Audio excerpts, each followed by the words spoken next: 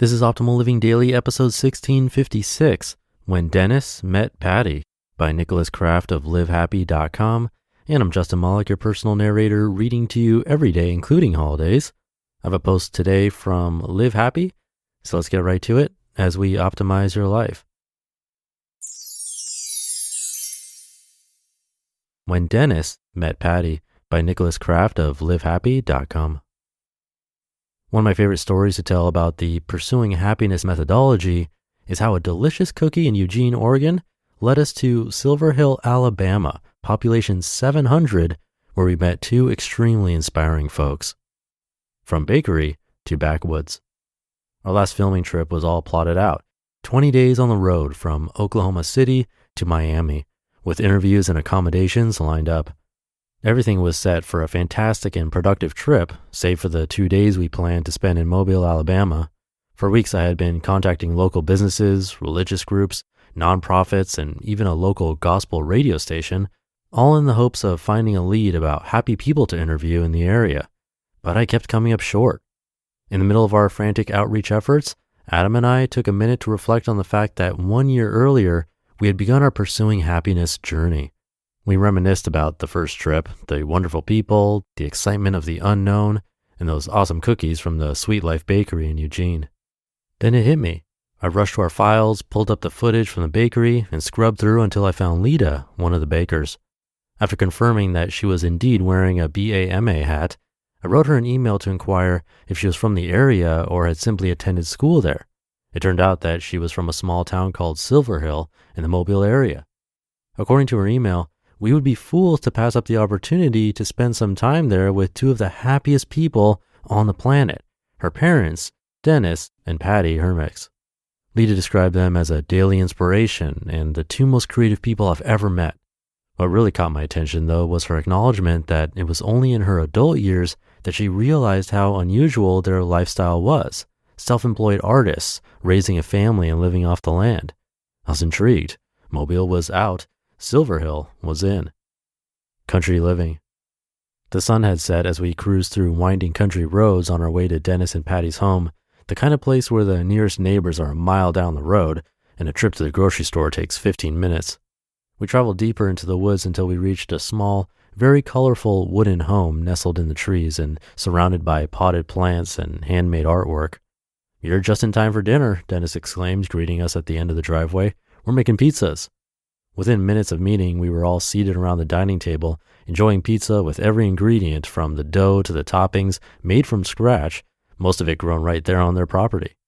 The home, which was also made from scratch by Denis and Patty, was the focal point of our visit. The couple had moved in close to 40 years ago, before the home was even finished. "There were no doors or windows, really," they laughed. The home beautifully represents who they are, funky, comfortable, and slightly askew.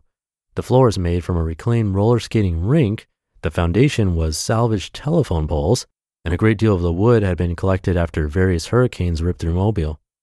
Denis and Patty have a special ability to take whatever comes their way and turn it into something beautiful. The next morning we woke up to find that Denis had whipped up a batch of biscuits as big as our heads. To these he added fresh squeezed orange juice, bacon from a pig they had probably known by name, and eggs from their chickens. Afterward, we toured the property and saw the wood shop that Denis had built for his carpentry business. The shop was filled with incredible pieces of furniture that he had built or was in the process of building. It was truly amazing to see how an artist's eye could turn a fallen tree into such beautiful works of functional art. Afterward, we walked along the stream that meanders behind their home and simply enjoyed the fresh air and country sounds, birds, the rippling of the stream, and the wind flowing through the trees overhead. It was their own paradise, privacy, a personal swimming hole, and enough space to let the dogs run free. Living with purpose, not expectations.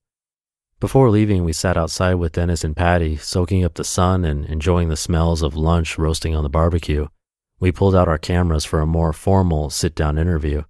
As we listened to their stories, there was something familiar about that scene, though I couldn't place it at the moment. Only upon returning to Los Angeles and watching the footage did it hit me. This was our When Harry Met Sally interview.